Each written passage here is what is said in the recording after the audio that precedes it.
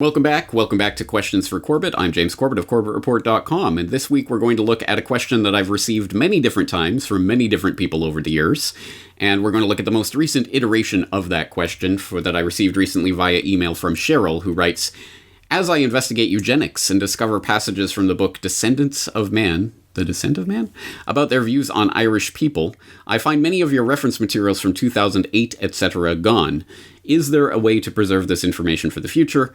I want my son to hear all of it." Well, thank you for the question, Cheryl, and to everyone who's written in with some variation on this question. And yes, as you may have noticed, I do cite my sources. So I do provide links to on every single video and every podcast, every article that I write. And at this point, there are literally tens of thousands of links from the Corbett Report to various different materials over the 14 years that I've been doing this. And the further back in the archives you go, the more broken links you are going to find. That is just how the internet works. So what do you do when you click on an old link and it's just 404 missing link? But what do I do? It's gone. That information is gone. This is something that we all find ourselves in as, say it with me, we are in the Library of Alexandria and it is on fire. We are the firefighters tasked with preserving this information. What do we do when we discover a broken link? Well, fret not. There are several things that you can do.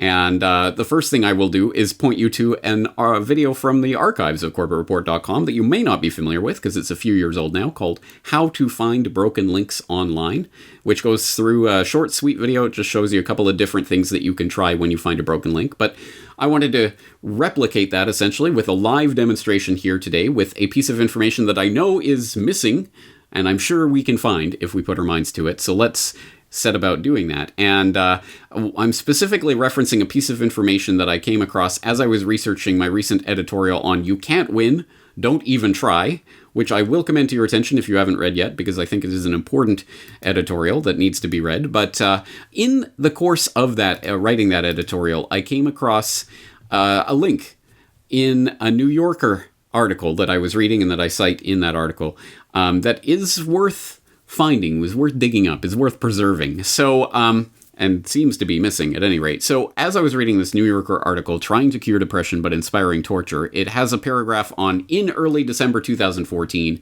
the Senate Intelligence Committee released its report on the torture techniques used by the CIA in questioning terror suspects, etc., etc. And of course, they do have a link to the report. So if you click on that link, and, it's loading intelligence.senate.gov/study 2014/SSCI study. Well, here we are on the Senate Select Committee on Intelligence homepage, and it's got reports, but not the report we're looking for, obviously. Sorry, that page is missing. Well, if you are in Brave, you might get a message like this saying that page is missing. Do you want to check if a saved version is available on the Wayback Machine? Okay, let's check for saved version. And it will go to the Wayback Machine and check to see if there's an archived version. In this case, it's finding one from May 24th, 2015, and it's loading it. And it's a pretty big document, so I have preloaded it for you. Here it is. And yep, here is the Senate torture report. Exactly as was linked. This is what they were linking to in that New York article. This is the way it appeared in 2015 when it was still up at the same URL. But these old, these websites and government websites especially like to re-update their entire directory tree every few years just to keep you guessing and keep links getting broken. So anyway, we have it here. So you can actually go ahead and save this. You can download this document, just save it. You can print it off. You can keep a hard copy for future reference if you need one, or you can keep it on your hard disk at any rate. And I would suggest whenever you come across a piece of information that you think is valuable enough that you do save it directly to your hard drive or to print out a copy so that you do have one in case you do need it for the future. But there are other things that you can do. So as I say, in the Brave browser specifically, it brings up that the page is missing. Do you want to check for a saved version, which is very handy. But if you don't have that, or if you don't know about the Wayback Machine, you can go to archive.org, and in addition to searching the archives of video, books, TV broadcasts, audio, all sorts of things that are available on archive.org, they have the Wayback Machine, where you can enter a URL or keywords to search the Wayback Machine for information, previous iterations of that website. So, for example, with this report, if you want to go and copy the link address there that we have, and you can paste that in. Now, in this case, because I'm linking to the archive.today version of the New Yorker article, because the New Yorker article has the cookies and the pop-ups and what have you, so I was getting around that. But that means that URL is going to be polluted a bit with the archive.is stuff at the beginning. We don't need that, so just get rid of that. Here we have the actual domain. Here's the actual link that was being linked to in that New Yorker article. So then you just paste that in, and you hit enter, and you wait, and it will search, and oh, here it is. And so there's a lot of different links here from a lot of...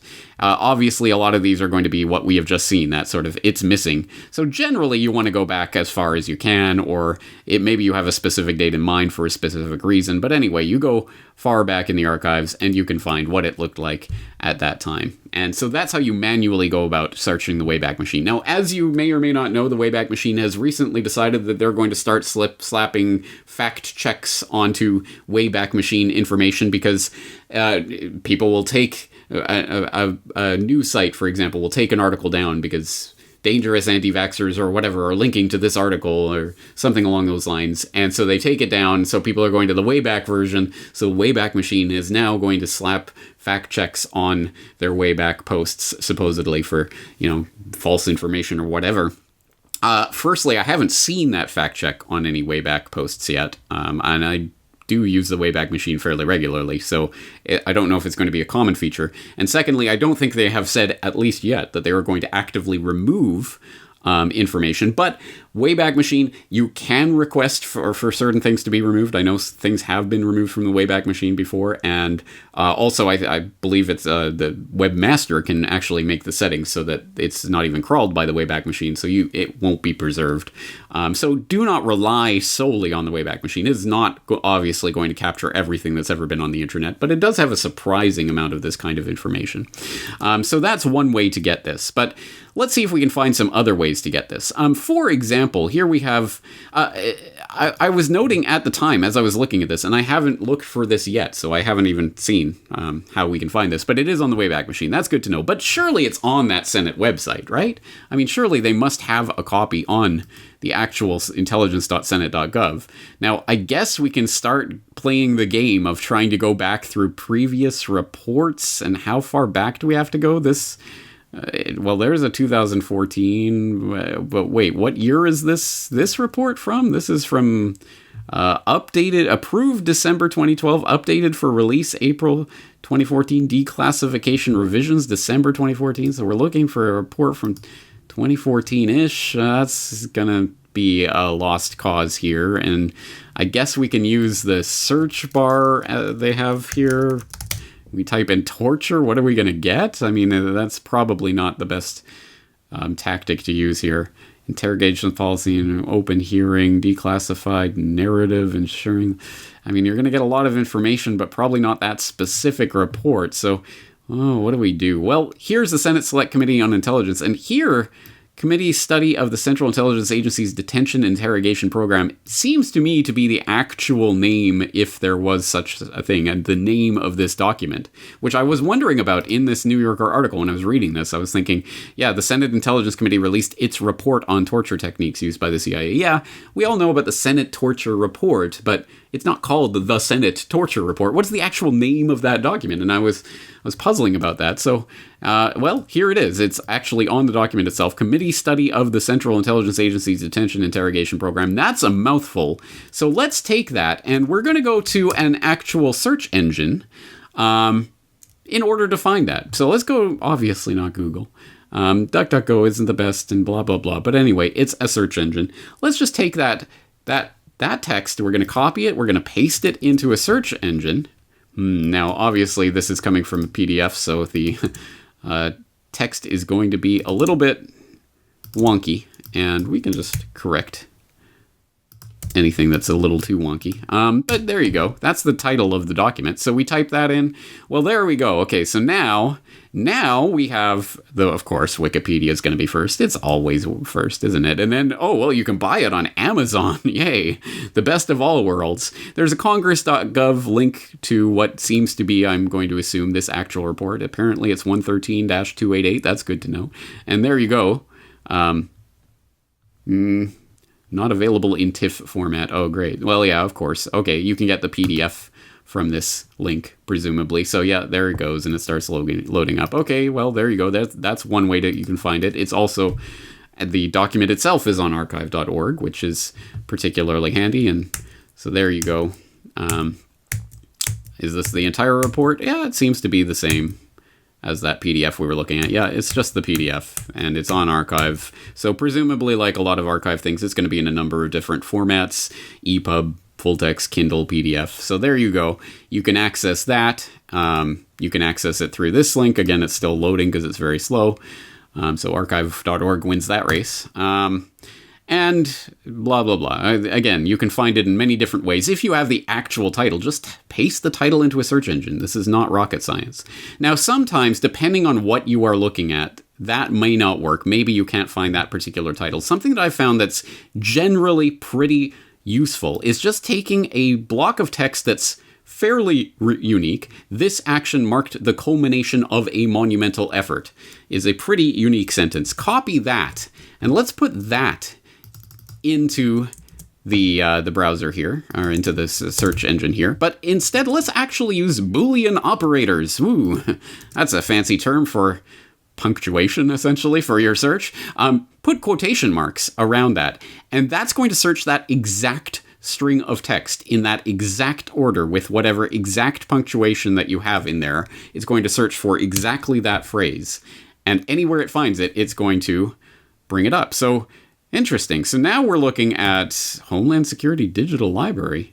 And presumably, since this is that exact text that was coming directly from the document, from the forward to this document, presumably we're going to be looking at that. Yeah, okay, so open PDF, 63 megabytes. So there it is. Here's the torture technique. Yeah, exactly. So this is that document once again, this time on the Homeland Security Digital Library.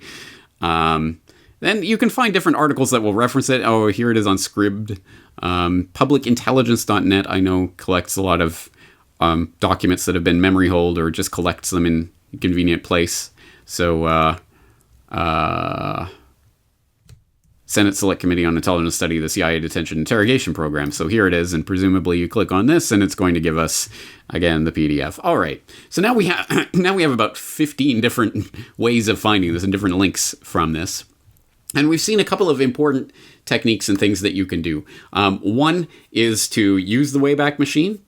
If you have the URL that is missing, punch that in the Wayback and see what you can get.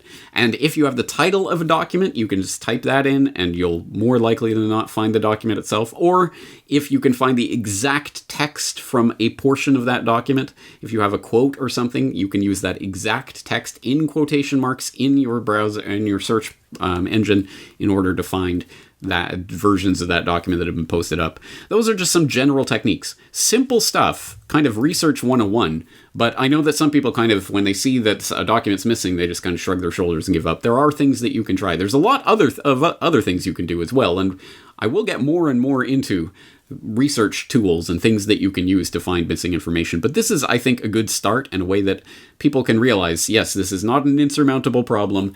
A document's missing, you can recover it. And as I say, if you find a broken link in the Corbett Report archives and you can find a replacement link for that broken link and send it to me, I'm, of course, happy to switch it out and update the link. So I do appreciate that kind of help.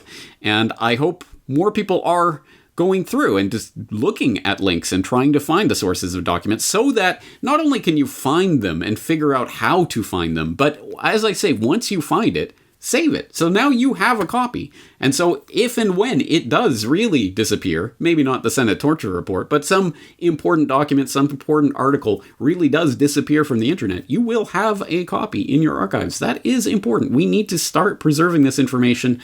Start by preserving it for yourself, and then you can figure out how to share it with other people. So I hope that this is valuable, and I hope it does help some people with their research. And let's keep going from here. There is a lot more to discover in the wacky and wonderful world of internet research, and I plan to help people out with that in the future as well. So let's keep pressing forward. James Corbett, CorbettReport.com. Looking forward to talking to you again in the near future.